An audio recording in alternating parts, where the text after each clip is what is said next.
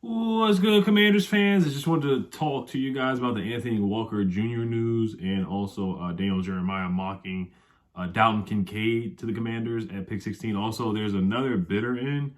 His name is Steve Apostolopoulos. I'm probably butchering his name. He's from Canada, so I just want to talk about that real quick too. But the Anthony Walker news to me is pretty disappointing. And look, I wasn't banging on the table for them to sign Anthony Walker Jr. It doesn't mean they still can't sign him. He may still be a free agent after the draft. Who knows? Who knows? But I highly doubt that happens because I think the Browns still have interest in Anthony Walker as well. But we definitely need linebacker help. We do need depth in the linebacker position for sure. But I understand it because they only really play two linebackers. They want to play that three safety set, a hybrid safety out there. So they just don't think about the linebacker position like we think about it. You would think they would because, Ron played linebacker in the NFL, Jack Del Rio played linebacker in the NFL. And you saw what happened last year when Cole Holcomb got injured. No, the defense still did a heck of a job just because the D-line was so good. Deron Payne, John Allen, Montez Sweat. I'll throw F.A. Abada in there too. Ridgeway played pretty well, playing rotational, being a backup for Deron Payne and John Allen. So I get a little bit why they just don't really care about the linebacker position, or they just want to be so cheap and frugal at the linebacker position. And this is really every position they've been pretty frugal with their money and bargain bin shopping. Ron has done that, but I just feel like Anthony Walker just could have been a layup signing. I think they should have just got it done right then and there yesterday. And I just got a feeling that, the Browns will probably bring him back, honestly, on a similar deal. Now, Ron, he's probably trying to pay him like $1 to $2 million. I think Denzel Perriman signed for like $2 million the other day. So Ron's he's really trying to, penny pinch as much as he can. I did see an article where we have like $3 million left in cap space. And if that's true, man, you got to make a move with Chase Roullier, man. Logan Thomas, you got to restructure something with these guys. You just have to. You're just going to have to make some moves here and make some more salary cap space.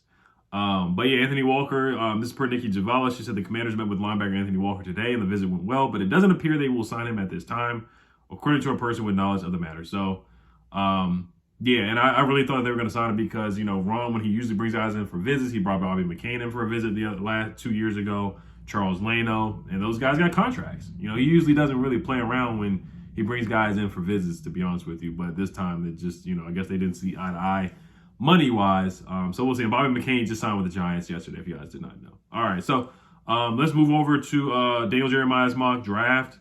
So I'll read the write-up on him. I like Dalton Kincaid a lot, man, and I would not mind if we draft him at 16. I know it's a little early. A lot of my drafts have him going in the 20s, like 29th, 28th.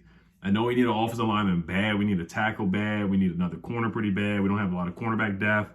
The offensive line was certainly a problem. Even drafting a guard at 16, I wouldn't be mad at that. I really would not be mad at that at all because the left guard spot is still in question. Andrew Norwell is still in this roster.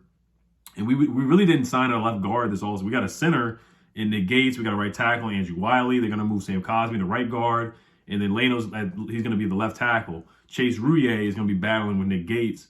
And Nick Gates said he's here to play center. So, or John Keim said that Nick Gates is here to play center. So it's going to be him versus Chase Roullier. If you're going to pay Chase Roullier that much money to compete with somebody, then that's odd to me. It really is. It is odd to me, to be honest with you. So yeah, this is what Daniel Jeremiah says. He says, I wouldn't rule out a quarterback with this selection, but I love the idea of adding a dynamic tight end to Washington's impressive wide receiver corps. I'm excited to see what Sam Howell can do as a starter for the Commanders. And look, Logan Thomas, he got slower last year. The injury didn't help at all. It hurt a lot. Struggled with blocking as well. Now, Dalton Kincaid, he's not known as a blocker. He just started playing football in high school his senior year. He was a basketball player, a darn good basketball player, very athletic. And you can see the fluidity in his route running, the way he catches, the way he can contort and twist his body and catch the ball, mossing guys. He's just a really good route runner and really good after the catch. Logan Thomas right now, he doesn't really give you anything after the catch. Doesn't really provide much separation right now anymore, much at all. And kind of really lost his athleticism and the bounce that Logan Thomas had to go up and get those contested catches. That's all what Dalton Kincaid is really good at. He's a move tight end. So I would love Dalton Kincaid on this roster. We already have a great trio of wide receivers, and I'm an offensive guy. Guy. So I really don't mind adding talent to the roster at all. You look at some of the games that he had. Look at the USC game. This guy went bonkers against USC. He had what? looking at the stats that he had 70 catches, 890 yards, 8 touchdowns on the year. The USC game, he had 16 catches for 234 yards and a touchdown. Just insane numbers. 11 catches, 99 yards against Oregon. 5 catches, 102 against Colorado. 6'4", 240 pounds. Like I said, he was a former basketball player. Went to a JUCO, went to San Diego or something like that. Then he transferred to Utah. He was a walk-on. Worked his way up. Went to Utah. Had a great year this year and this past season. Just look at some of the numbers. He's just, and it's really between him and Michael Mayer for the best tight end in this class. And I know there's a deep tight end class. There's a tight end from Iowa you can get. The tight end from Georgia you can get in the later first round. Maybe if you trade back and get Dalton Kincaid, that would certainly be a win. But look at this offense. If you have Terry, Jahan, Curtis, and Kincaid at tight end, that would be a nasty offense right there. And I like Armani Rogers. I like Bates and those guys, but they're just not elite talents. They have potential, but they're just not elite talents at all. And Dalton Kincaid certainly has potential. So he had 70 catches last year, which was first among all tight ends. 890 yards, which was second among all tight ends. 8 touchdowns, which was second among all tight ends as well. As I said, the 243 yards against USC as well. I mean, this guy, he was a dog last year. He was a dog. He really was. Now, blocking is where he struggles. If you look at some of his blocking numbers, he only blocked in about 3% of their snaps. So he is a liability blocking, and that's not what you're drafting him for. You're really drafting him to be a move tight end to come in there and get receptions. And, Eric Bieniemy, he loves his tight ends. As you saw with Travis Kelce, look at the better tight ends in this league. The better teams in this league have really good tight ends, elite tight ends. You look at the Eagles, they got Dallas Goedert. You look at the Niners, they got George Kittle. You look at the Chiefs, they got Travis Kelce. So he led Kincaid also led all tight ends nationally in receptions, 890 receiving yards, second in yards per catch, yards per route running, 2.42, third in overall missed tackles for, 16 in forcing a whiff on 28.6% of his receptions, which was 6, 2.8% drop rate, barely drops the football. 55.1% slot rate was the 7th highest in the country. So he's basically like a slot receiver out there as well. Also operated outside on 9.5% of his snaps. So you can line up outside, inside, in the slot, outside. He's basically like another wide receiver out there. Top 15 in the country. So he was all over the place. He is a weapon and is a yak guy, breaking tackles, contested catches, and he would be a great red zone threat out there as well. So I would not be opposed to getting Dalton Kincaid at all at pick 16. 138 targets and only 2 drops with those targets. 23 catches, gaining 15 plus yards. Led all Power 5 tight ends. So this guy put up big numbers, man. He can play, man. He can play. I would be very interested if we get him. So hold on, there's some news here about Anthony Walker as well. That's coming in right now. I just got the notification from Adam Schefter. I'm about to look that up pretty quick here.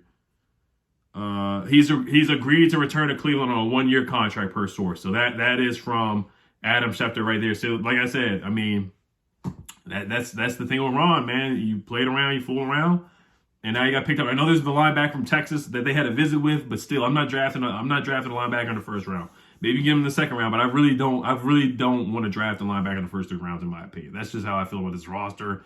Tackle, corner, guard are really the top priority. And tight ends up there for me too. So Anthony Walker is gone. He's off the board. So shout out to Ron Rivera for that. That's why I'm happy this is the last year that Ron Rivera will be basically the GM coach. So this guy, Steve Apostolifs, he is from Canada. Canadian billionaire Steve A has become the newest potential bidder to tour the Washington Commanders Stadium and training facility as he seeks to buy the franchise. Lead sources told ESPN there are only 3 known bidders for the Commanders, groups led by Josh Harris. Steve A also recently had discussions to buy the NBA's Charlotte Hornets from Michael Jordan, but has focused on the opportunity to purchase the Commanders, according to sources. Reportedly, he has a $4.9 billion net worth, so we'll see if he can do that by himself. He's probably gonna have to have partners, just like how Josh Harris has partners right now. Also, his dad was very wealthy as well. Steve A went to Harvard University as well, so very smart guy. But his dad owned the Silver Dome. He had the Silver Dome purchase, and he owns the Durham Live Casino. His dad did that, but his dad passed away in February 2021. So his dad probably passed down the money to his son Steve A. So. All right, you guys, that's all I got on this guy, Steve A. We'll see if he wins the bid or not. But once again, like I said, Ron Rivera, he drops the ball on this one. Drops the ball, he lowballed Drew Tranquil, But we have Cody Barton. We'll see. Like I said, they only play 2 linebackers, so I get why they're not really attacking the linebacker position like that. But at the same time, you can always use depth. So, all right, you guys, hello, Commanders. Peace.